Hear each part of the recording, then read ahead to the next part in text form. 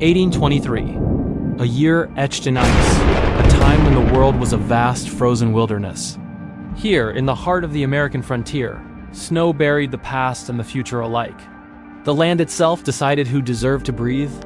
A seasoned hunter named Hugh Glass led his men across this hostile territory.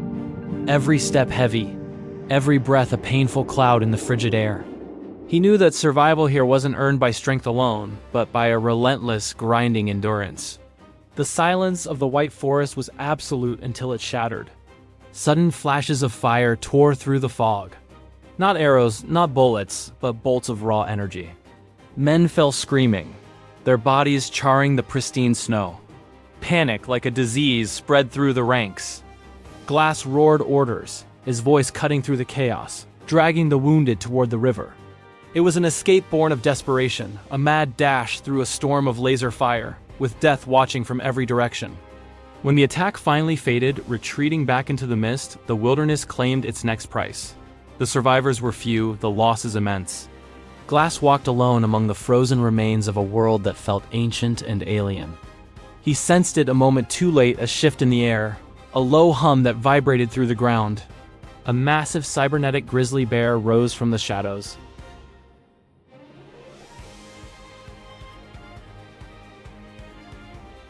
Its eyes glowed with a malevolent red light, steel plates fused directly into its flesh and bone.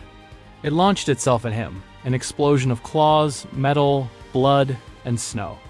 The attack was brutal, inhumanly fast. It tore his body apart, the shriek of grinding metal mixing with the sounds of his own flesh ripping.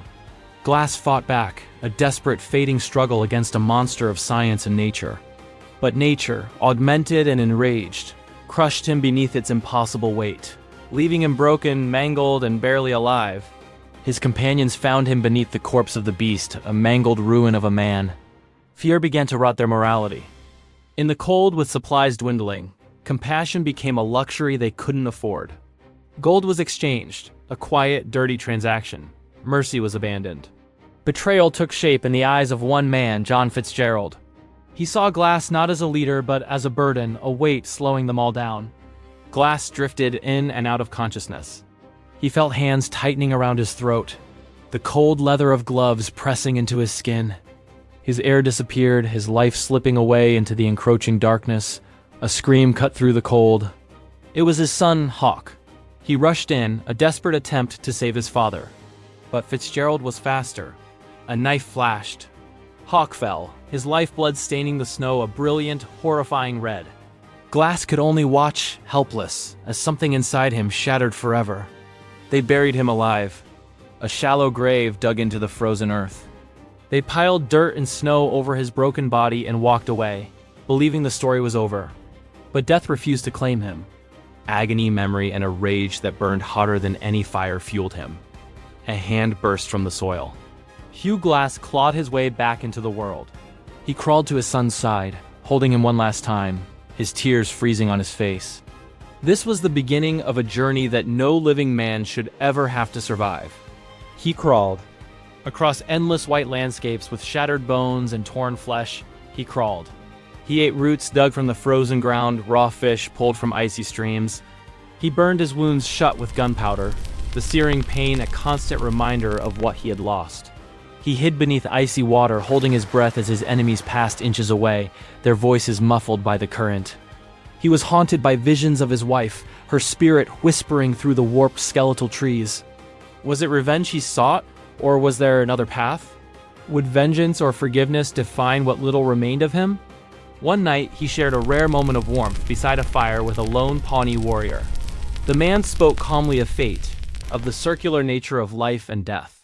He looked at Glass, his eyes full of an ancient wisdom, and said that revenge is in the Creator's hands. The words echoed in Glass's mind, planting a seed of doubt in his heart of ice. Days later, he found that same man hanging lifeless from a tree. A sign hung around his neck, a crude mockery of his existence. Cruelty, once again, had proven stronger than mercy. The discovery pushed Glass deeper into the darkness. He became a ghost, a specter of vengeance moving through the rain and fire of the frontier. He killed without hesitation, his actions swift and brutal. He freed a captive woman, an act of mercy in a world that had shown him none. But his past was always close behind. Hunted once more, he found himself cornered at the edge of a cliff. With nowhere left to run, he spurred his horse forward, leaping into the void. The fall should have killed him. Bones shattered on impact as the storm swallowed him whole. He survived the night by seeking shelter inside the carcass of his dead horse, a gruesome womb that protected him from the howling blizzard.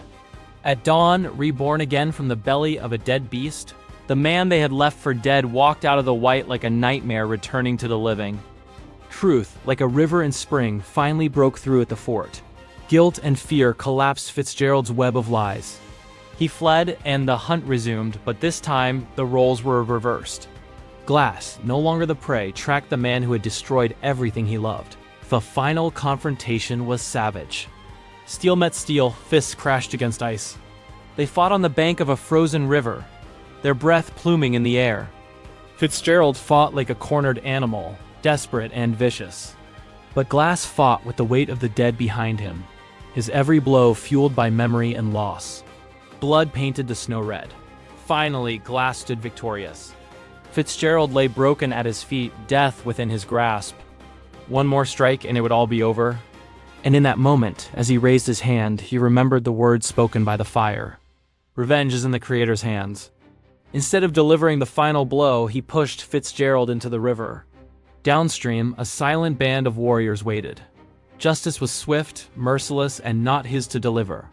As Fitzgerald's life was claimed by the river, Glass turned away. He was broken, scarred, but still breathing. He walked toward the mountains, toward peace or perhaps oblivion. And as he walked, he saw her, just for a moment, the spirit of his wife, smiling one last time. The wilderness, the brutal, beautiful world that had tested him beyond all human limits, finally grew quiet. Thank you for watching. If this story moved you, please consider liking the video and subscribing for more tailies from the edge of human endurance. We'll see you next time.